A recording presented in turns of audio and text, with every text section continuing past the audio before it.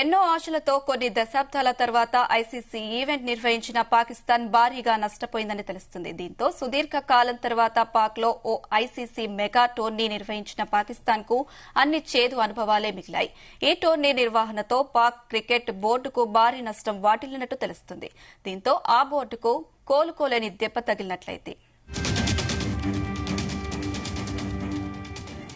Champions trophy league దశలోనే దారుణమైన ప్రదర్శనతో పాకిస్తాన్ వైదొలిగింది.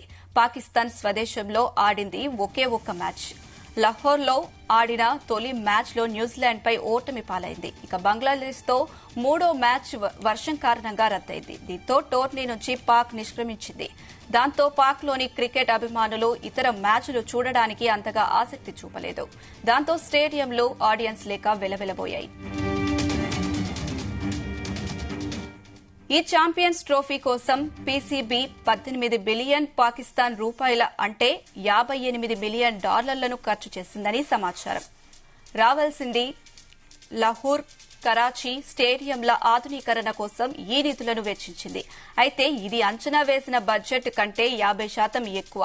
దీంతో పాటు ఈవెంట్ సన్నాహాల కోసం $40 మిలియన్ ఖర్చు చేసింది. అయితే హోస్టింగ్ ఫీజులో భాగంగా పీసీబీ $6 మిలియన్ మాత్రమే అందుకున్నట్లు సమాచారం. ఇక టికెట్ అమ్మకాలు, స్పాన్సర్షిప్ల విషయానికి వస్తే వాటి ఆదాయాలు చాలా తక్కువగా ఉన్నాయి.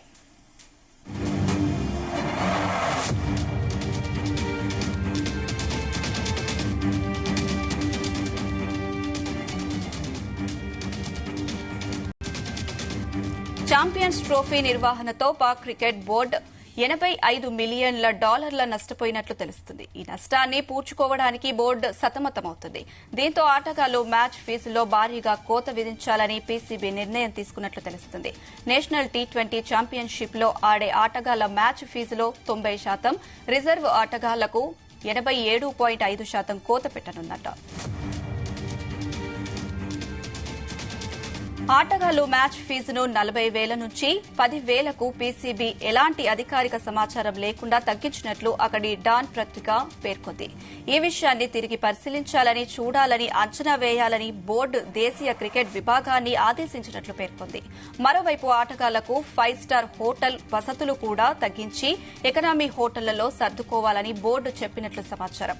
ఇవన్నీ చూస్తే పాకిస్తాన్ ఐసీసీ ఛాంపియన్స్ ట్రోఫీ నిర్వహించి చేతులు కాల్చుకున్నట్టు తెలుస్తుంది.